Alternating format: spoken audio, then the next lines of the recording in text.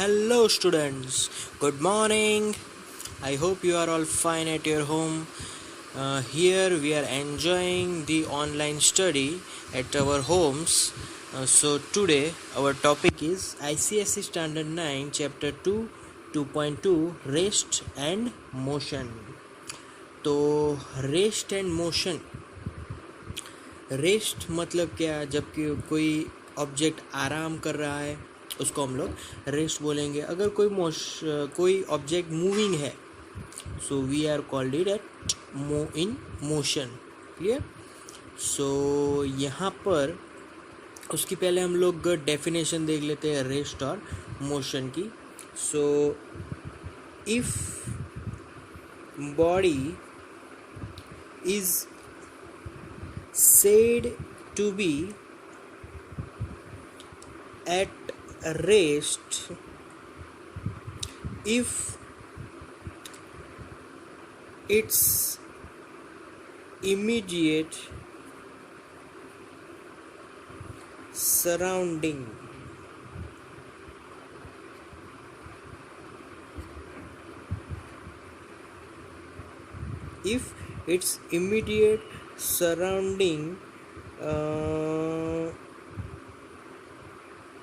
with the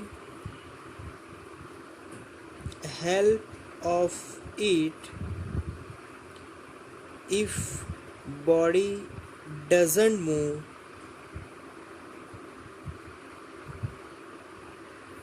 तो ये कहना क्या चाहता है कि अगर बॉडी रेस्ट पे है मगर उसके आसपास की जो चीज़ें हैं ना उसके अकॉर्डिंग वो अगर उसकी मोशन चेंज नहीं होती तो वो रेस्ट पे है.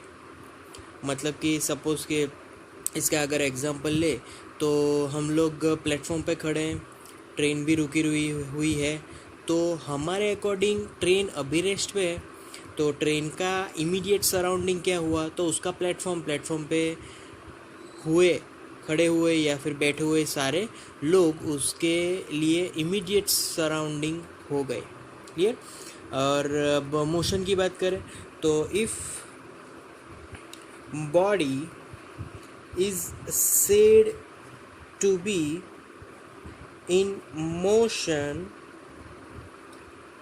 If it is moving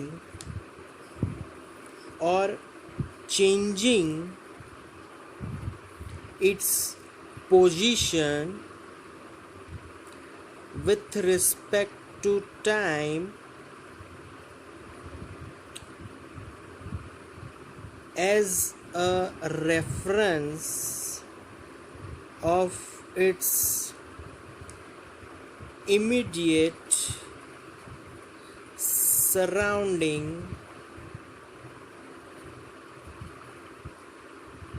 clear? तो यहाँ पर अगर बॉडी मोशन में है तो with changing its position with respect to time, वो टाइम के हिसाब से अपनी पोजीशन चेंज करेगा. तो टाइम के हिसाब से पोजीशन चेंज करेगा अगर उसके आसपास की जो सराउंडिंग है उसके according. So it is said to be in motion. Rest पे भी ये सिमिलरली लागू होगा कि रेस्ट पे क्यों है? तो भाई अगर कोई बॉडी है या फिर ऑब्जेक्ट है अगर वो टाइम के हिसाब से अपनी पोजीशन चेंज नहीं कर रहा तो it is said to be at rest. Clear? So this is the definition of rest and motion. Okay, now we are moving on to motion in one dimension. Earlier we studied that motion in one dimension, two dimension and three dimension. So here motion in one dimension, अगर one dimension की बात हो रही है तो it is by definition if motion is in only one axis or object is moving in straight line or path without lateral motion. Lateral motion मतलब कि कहीं पे भी वो मुड़ता नहीं, वो स्ट्रेट लाइन पे जाता है। तो स्ट्रेट लाइन और path is called motion in one dimension. Yes, okay. अब एग्जांपल्स की बात कर लेते हैं भाई, एग्जांपल्स क्या होंगे उसके। तो एग्जांपल्स में first example I have to write about it, and that example is train.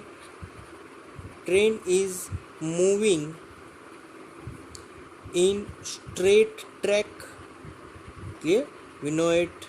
The tracks are straight of the train, straight track.